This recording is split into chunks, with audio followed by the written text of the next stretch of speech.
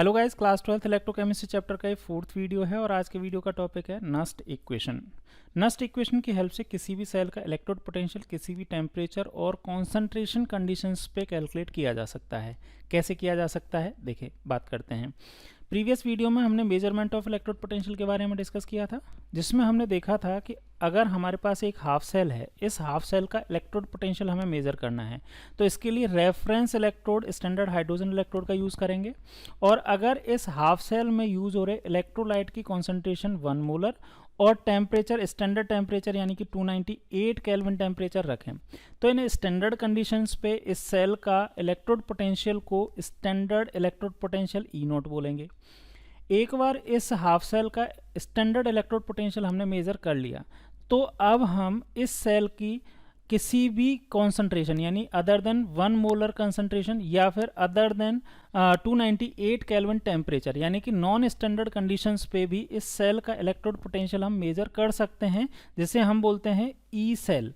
E cell को major करने के लिए by the help of standard electrode potential हम यूज़ करेंगे नस्ट इक्वेशन का। अब नस्ट इक्वेशन क्या है?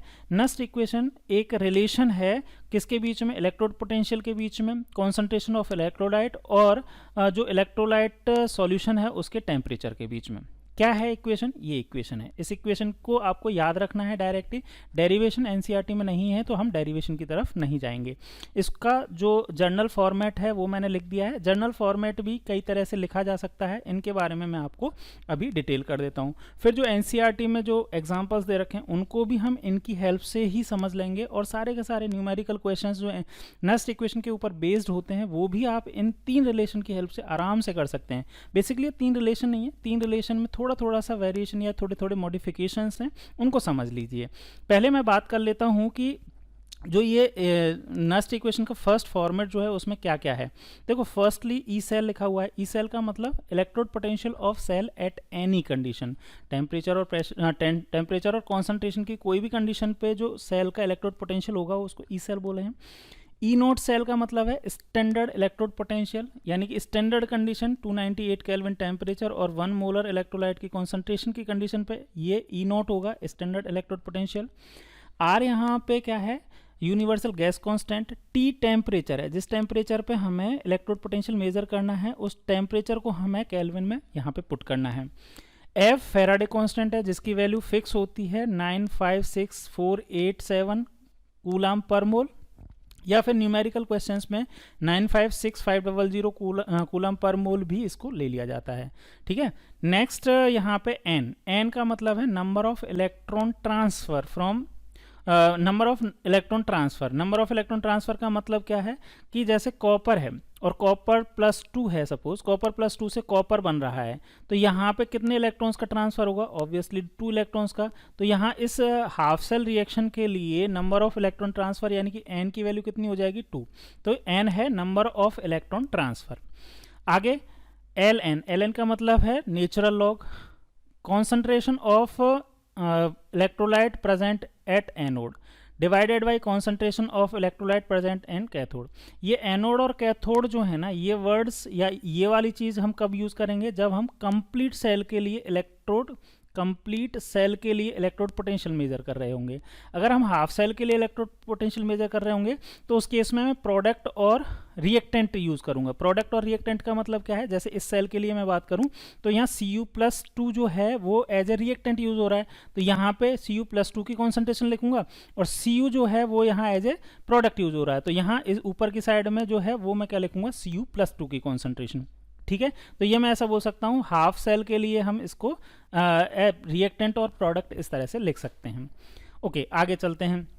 देखो यहाँ पे नेचुरल लॉग है। अब नेचुरल लॉग को अगर log बेस 10 में आपको कन्वर्ट करना है तो इसके लिए क्या होता है? एक रिलेशन होता है natural log equal to 2.303 log base 10 में कन्वर्ट हो जाता है। सिंपल सी बात है, अगर नेचुरल लॉग की जगह मैं log बेस 10 में लिखूंगा तो 2.303 से मल्टीप्लाई कर दूंगा, बाकी की सारी चीज़ें सेम ही हैं। ओके, अब इसमें एक और मॉडिफिकेशन, जनरली जो सेल्स यूज़ किए जाते हैं वो नॉर्मल टेम्परेचर यानी 298 केल्विन टेम्परेचर पे यूज़ करते हैं। तो न्यूमेरिकल क्वेश्चंस में जनरली टेम्परेचर 298 केल्विन दिया होता है, तो इसको थोड़ा सा और मॉडिफाई कर सकते हैं। टेम्परेचर की जगह 298 केल्विन टेम्परेचर रखा। आर की वैल्यू जो है वो कितनी है, 8.314 जूल पर केल्विन पर मोल है, और एफ की वैल्यू जो है वो हमने ये पुट की, और 2.303 ये फिक्स वैल्यू है। तो 2.303 आर, टी और ये एफ, ये तीनों ही वैल्यूज़ को आप पुट करें, वैल्यूज़ इनकी पुट करें और कैलकुलेट करेंगे तो ये वैल्यू कितनी आ जाती है, 0.059 ये वैल्यू आ जाती है। आगे लॉग ये बाकी की जो है वैल्यूज़ एज सच लिखी हुई हैं। तो कहने का मतलब क्या है यार, यहाँ पे ये तो आपका जर्नल फॉर्मेट है, इसी को थोड़ा सिंप्लीफाई करके हमने ये लिख दिया है, और इसी को एक कंडीशनल मतलब टेम्परेचर 298 केल्विन पर यूज़ कर रहे हैं, तो ये वैल्यू आ गई है। तो कहने का मतलब मैं इन सभी को जो मैंने लिखे हैं उनको हटा देता हूँ, और आप इसका स्क्रीनशॉट ले लीजिए। ये 3 फॉर्मूला अगर आपने याद रख लिए, ये 3 फॉर्मूला अगर आपने याद रख लिए तो आपको कोई दिक्कत नहीं आएगी। नस्ट इक्वेशन से रिलेटेड जितने भी क्वेश्चंस हैं आप आराम से कर पाएंगे। इन सभी का मीनिंग आपको समझ में आ गया। अब इनकी ही हेल्प से हम एनसीईआरटी में जितनी भी चीज़ें दे रखी हैं उनके लिए बात कर लेते हैं। क्या दे रखा है, एक बार तो हम बात करेंगे कि एक कुछ हाफ सेल के बारे में बात करेंगे कि हाफ सेल के लिए इसको किस तरह से लिखा जा सकता है, और फिर उसके बाद एक डेनियल सेल के लिए भी बात कर लेंगे कि इसको किस तरह से लिखेंगे। तो देखो यहाँ पे एनसीईआरटी में नस्ट इक्वेशन के लिए सबसे पहले कुछ इंट्रोडक्शन दे रखा है जो मैंने अभी आपको बताया, रीड कर लेते हैं एक बार just. We have assumed in the previous section that the concentration of all species involved in electrode reaction is unity। मैंने अभी बताया कि measurement of electrode potential वाले टॉपिक में हमने पढ़ा था कि स्टैंडर्ड इलेक्ट्रोड पोटेंशियल निकालने के लिए जो इलेक्ट्रोलाइट की कॉन्सेंट्रेशन होगी वो यूनिटी होगी, लेकिन this need not be always be true. ऐसा जरूरी नहीं है कि हमेशा यूनिटी ही हो, अलग भी हो सकती है कॉन्सेंट्रेशन जो इलेक्ट्रोलाइट्स की है।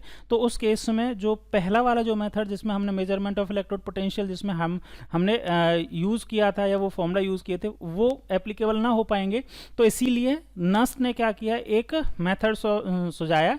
तो उन्होंने क्या किया, यहाँ पे Mn+, ये एक आयन है, आयन की एक्वस स्टेट में Mn+ है, और इसने n इलेक्ट्रॉन्स गेन किए, तो ये किसमें, मेटल में कन्वर्ट, सॉलिड मेटल में कन्वर्ट हो गया है। अब इसके लिए देखो नस्ट इक्वेशन, वैसे तो यहाँ पे ये दे दिया डायरेक्ट कि नस्ट ने ये सजेस्ट की।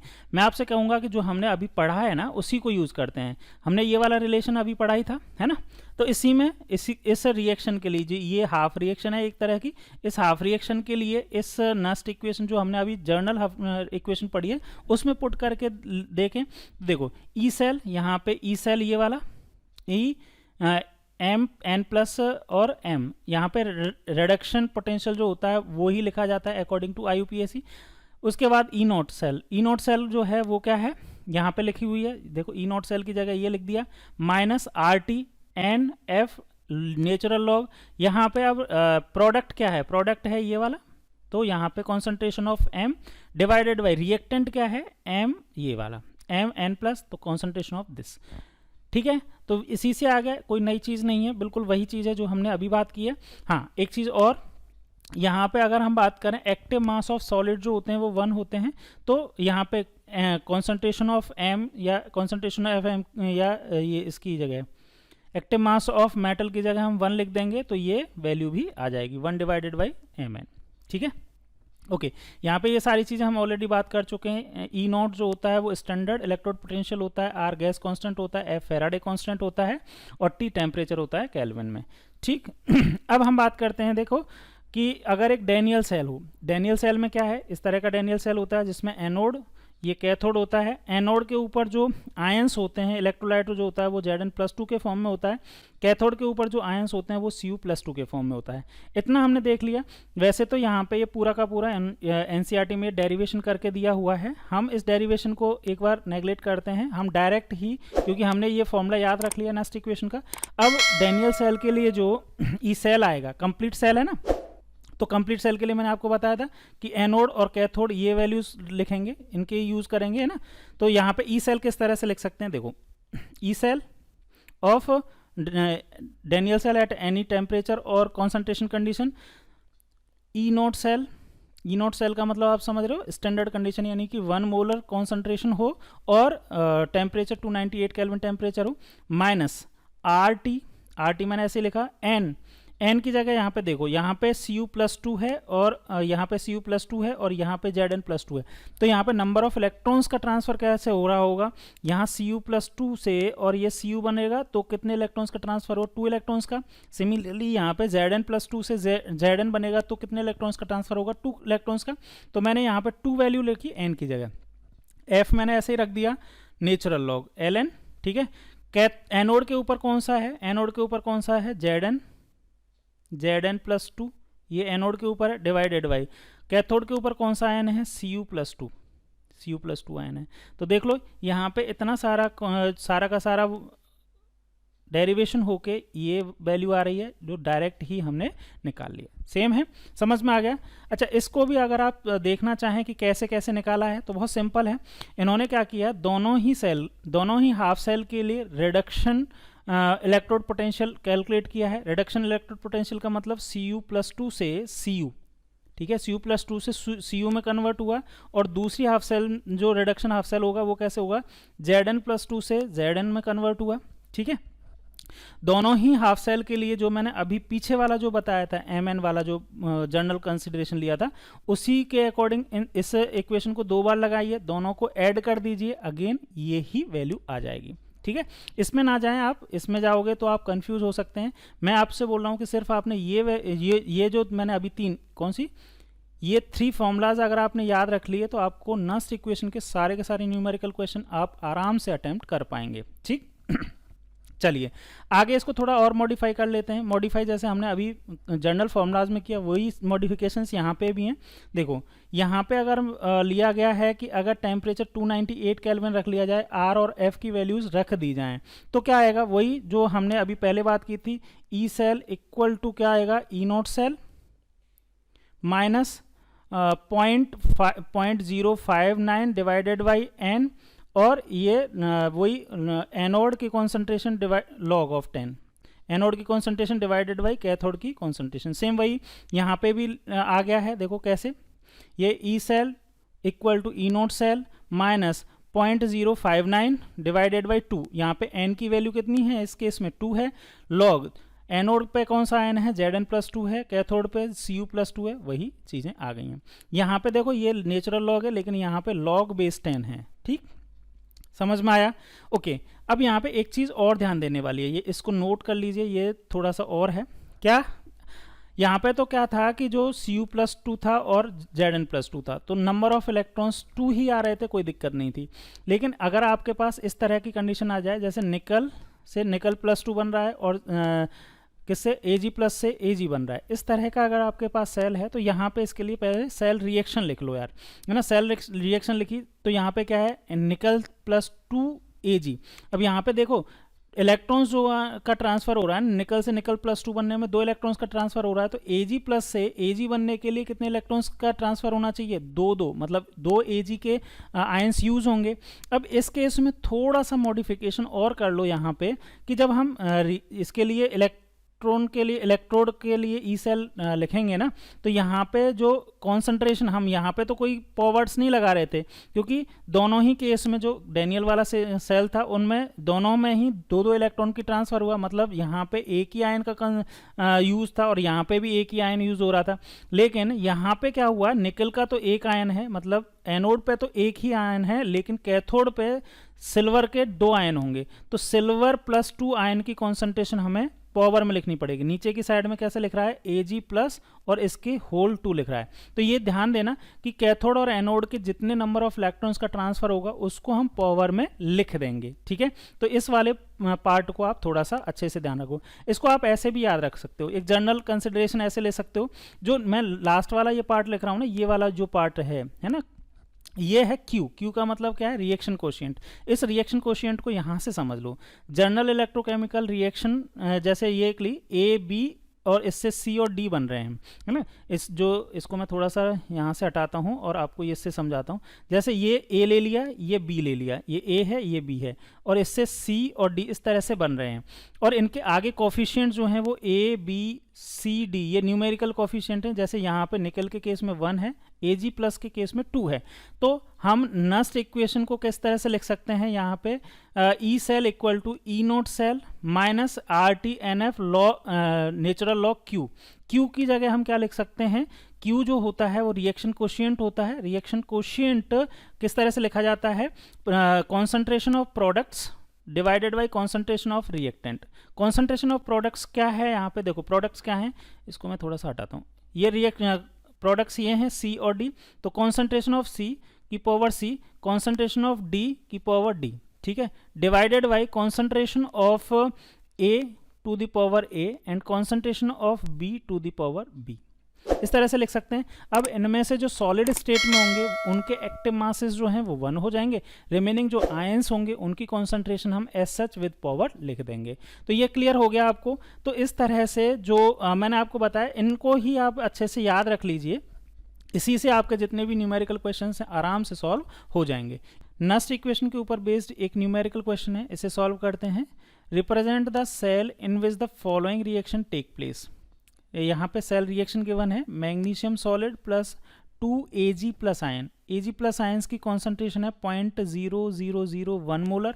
इससे बन रहा है Mg प्लस 2 आयंस, और Mg प्लस 2 आयंस की कॉन्सेंट्रेशन है 0.130 मोल और प्लस 2 Ag सॉलिड। अब यहाँ सबसे पहले n की वैल्यू कैलकुलेट करें या n की वैल्यू देखें, तो देखो Mg से Mg प्लस 2 बन रहा है, तो Mg से Mg प्लस 2 बनेगा तो 2 इलेक्ट्रॉन्स का ट्रांसफर होगा।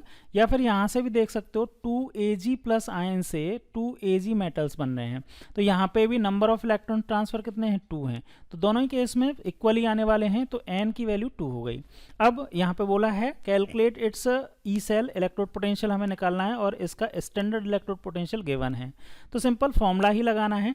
ई cell equal to E naught cell minus, यहाँ पे टेम्परेचर कुछ दे नहीं रखा है, अगर कुछ नहीं गिवन होता है तो टेम्परेचर हम 298 केल्विन टेम्परेचर ही मानते हैं, और 298 केल्विन टेम्परेचर पे हमें पता है जो वैल्यू कैलकुलेट हुई थी आर टी और एफ, इन तीनों की वैल्यू हमने लिख दी थी, तो कैलकुलेट होके आई थी 0.059 डिवाइडेड बाई एन और लॉग बेस 10 और कॉन्सेंट्रेशन ऑफ प्रोडक्ट, या फिर कहीं कॉन्सेंट्रेशन ऑफ एनोड। अब यहाँ पे एनोड और कैथोड भी आपको आइडेंटिफाई करने की जरूरत नहीं है, सेल रिएक्शन डायरेक्ट गिवन है, तो कॉन्सेंट्रेशन ऑफ प्रोडक्ट साइड में जो आयन है उसकी कॉन्सेंट्रेशन मतलब Mg+2 की concentration divided by reactant side में जो आयन है, कौन सा आयन है, Ag+2 Ag प्लस आयंस हैं, और इसके Ag+ के आगे जो कोफिशिएंट लगा हुआ है 2 वो पावर में चला जाएगा, ठीक है।